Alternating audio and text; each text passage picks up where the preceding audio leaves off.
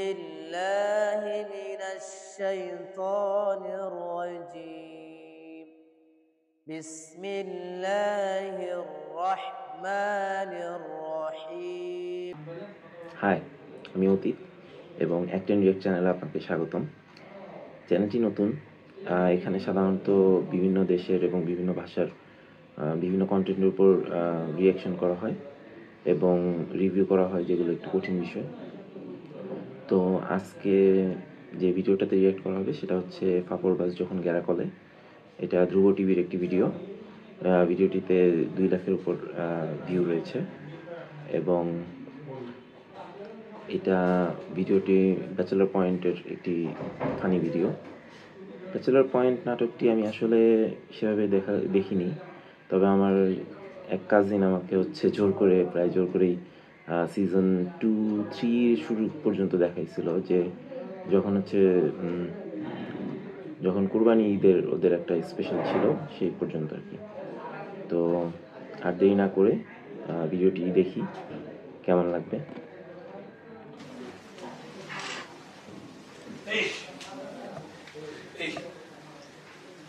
আমার ক্যারেক্টারের নাম ঠিকই মনে আছে এক একজনের। এটা হচ্ছে নিহাল, শুভ্র, আরেফিন, আরেকটা আছে না, কাবিলা, হাবু আর পাশা।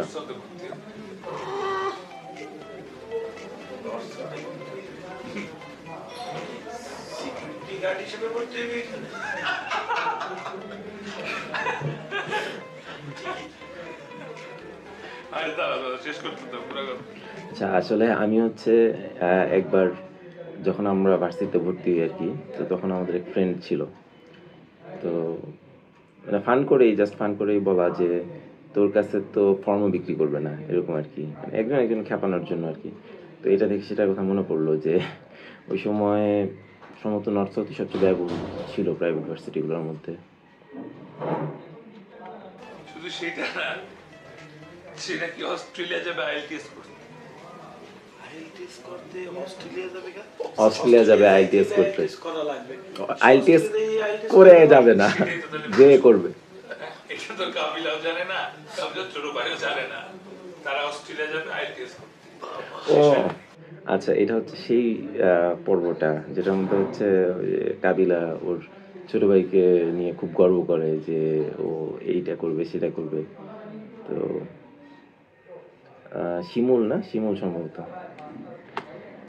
আর তার নাকি আবার আরেফিনের মতন অভ্যাস আছে। কি অভ্যাস? আর গিটার বাজায় মিয়া। ও আচ্ছা, গিটার বাজায়, আমি তো ভাবছি ডলা। আচ্ছা ঠিক আছে, সমস্যা নেই, এটাও ঠিক আছে। দেখলেই বোঝা যায়। হ্যাঁ ঠিকই আছে, শিমুল্লাই।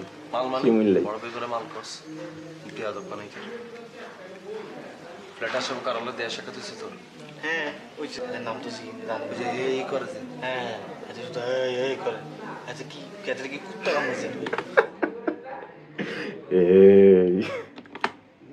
ও আচ্ছা, এটা হচ্ছে ওই এপিসোডটা যেটা হচ্ছে যে শিমুল হচ্ছে যে পুলিশের জুতা চুরি করে নিয়ে আসে মসজিদ থেকে, তারপরে হচ্ছে ওর জুতা দেখে হচ্ছে পাশাপাশি দূরে দূরে থাকে।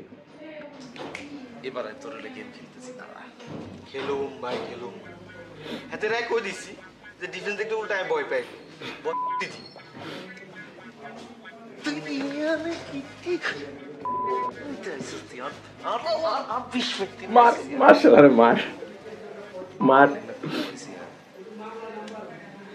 জুতোটা খোল, খুলি উঠি যা, সকাল আবার আগে বাইরে যাবি তুই, তোর কোনো কাম নেই। আমি পুলিশের জুতা পরলে ওর চুরির স্পিড বেড়ে যায়।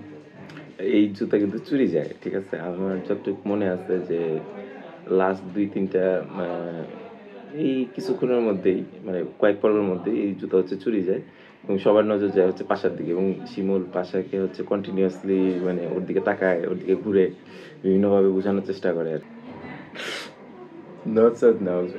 কাবিলা হচ্ছে শুরুর দিকে যে ছিল যে ও মানে প্রচুর পরিমাণে চাপা মারতো এবং গুটি খেলতো এই নাটকের শুরুর সিনগুলোতে অন্তত। তো এইটা হচ্ছে তার সেই ফাপড়বাজের স্টেজ যেটা চলতেছে আর কি। যতটুকু শিওর হচ্ছে এটা অরিজিনাল, নিহালের অরিজিনাল হাসি, এটা অ্যাক্টিং না। কারণ জিনিসটা আসলেই মানে জোস একটা ডায়লগ ছিল যে ওর শিমুলের যে যেহেতু ও নিজে সিকিউরিটি গার্ড সেজে আসছে পুলিশের বুট লাগে, তো ওর আত্মীয় স্বজন যারা আছে ওরাও security guard, Ansar, BDP, BGB যা আছে। তো এই ছিল ব্যাচেলর পয়েন্টের ফানি ভিডিও সিন। ফাফর পাস যখন গেরা কলে, ব্যাচেলর পয়েন্ট অন্তত গত 4-5 বছরে বাংলা নাটকের জগতে একটা যথেষ্ট মানে বিখ্যাত নাটক যেটা বলা যেতে পারে, যে এমন কেউ নেই যে না দেখে থাকলে অন্তত নাম শুনেনি।